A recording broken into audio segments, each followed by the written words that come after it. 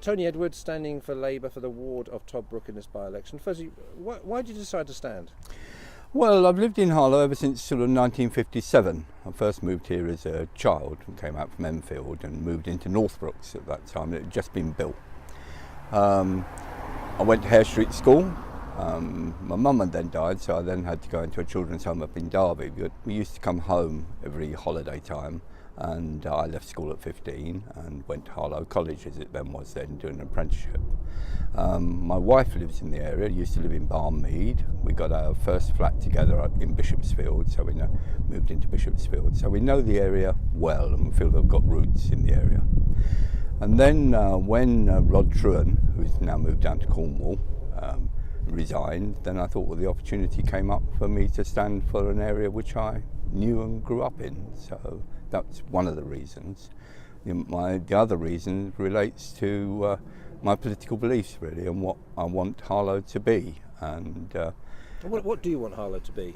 Well, I want Harlow to be a thriving, inclusive community. I want it to be a place where there's housing for young people. I want it to be a place where there's jobs. I want it to be a place where there's a range of jobs and a range of opportunities. And I want it also to be a sort of thriving economic centre in terms of regenerating the town centre. And we use the word inclusive.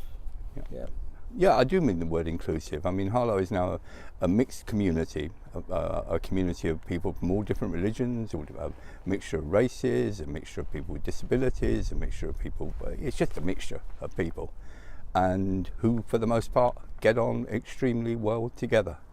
So on the doorstep, we're here, and people don't realise where we are, we're just outside the old Passmore School, etc. Yep. What are the issues coming up on the doorstep? So all of the issues that are coming up on the doorstep are, well, there's housing, and certainly people are very worried about the younger generation going through how they're going to both afford, how they're going to get housing, and how they're going to afford housing, whether it be in terms of the rental sector and certainly in terms of buying, then that's beyond the reach of a lot of people in Harlow.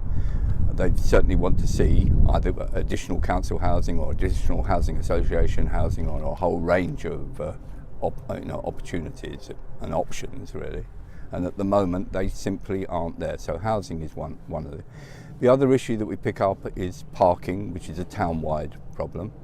And what's interesting is that people recognise that it's a town-wide problem, but they're into pragmatic solutions. So it's about trying to ensure that the officers and the people can meet together and just sort of see what will work in their town, in their area, just to improve things a little bit. Other things I've picked up in Northbrooks, there's a whole lot of issues around, well, at one point there used to be a whole lot of issues around potholes in the road, which are now some of which have been addressed, but there's still issues around the paving, in particular in that Northbrooks area, where the trees and they're lifting the pavements. Those are issues. On a wider issue as far as the town is concerned, I am picking up issues about community safety. People are concerned about the absence of obvious police officers on the streets, and I was encouraged to hear that the Labour Party and the Labour Council are going to be investing in some PCSOs to increase the police presence. Because I think last time we spoke, we were actually down in the Stowe when the Police and Crime Commissioner spoke. Were you know? Absolutely. As far as the Police and Crime Commissioner was concerned, what I was interested to hear there, for the first time he actually admitted that the level of the police precept for Essex, which is about the third lowest in the country, was too low for the job that they're being expected to do. I raised with him then the question of PCSOs. At one point there used to be about 30 PCSOs in this area of the town. We're now down to, I believe it's 4 PCSOs for the town. When I asked him whether or not they were going to be providing any additional PCSOs, he firmly said no at that point. I took it back to the Labour Party. The Labour Party have looked at it, and the Labour Party, with the council, are making proposals for employing 3 PCSOs in the town. Are you a passionate man when it comes to politics? I know the Tories brought it up, but you appeared on our cameras back early this year, and you just got fed up at. I think we used to tell me you're a bit of a turbulent priest. Well, I got fed up with what I would call deception, really, in the sense of, because at that particular meeting, and it's not the first time that it's happened, we were being presented, Robert Halfon was saying, oh, the schools are adequately funded, the schools are, well, the budgets are protected. But what he knew And what we knew was, whilst yes, the base budget remained the same, going forward they weren't allowing for inflation, they weren't allowing for the growth in the school children numbers, they weren't allowing even for things like the employer contribution to the national insurance. So, for example, as far as Abbotswold is concerned, one of the local schools in the town, that would have meant by 2021 they had something like a £90,000 anticipated deficit on the level of funding that they should have been receiving. The same goes as far as Hare Street is concerned, and the same goes as far as St Mark's. As far as St Mark's is concerned, I mean, the deficit was something like a £498,000 deficit from the level of funding they should be receiving.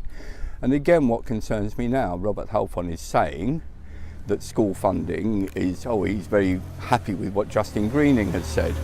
Well, as far as St Mark's is concerned, Justin Greening has said that St Mark's will get a 2.3% increase. They're actually losing something like 12%. So there's still, to me, a 10% gap. And there is a lobby of the Parliament on October the 24th, which I anticipate, I hope to go on and speak to them. And how do you get, we've got a couple more questions, how do you get those, relate those stats on the door here in Toddbrook Ward? Well, what I'm picking up here... Because we're right behind a school, we are right the behind old the school. Malls, it's derelict, but there are hopes of that. But this is an important issue. How do you get that across? Well, you get that across by... Well, to a certain extent, that people are raising those issues. They are concerned when they see the number of teaching assistants going down. They are concerned when they hear of the way that schools are having to reduce the teacher numbers and the effects that that's having. As far as the school behind us is concerned, Passmore's, my sister went to Passmore's years ago. And to me, Passmore's is a sort of metaphor for the town in some ways. Yes, it was a school. When I first came to Harlow, it was in the process of being built.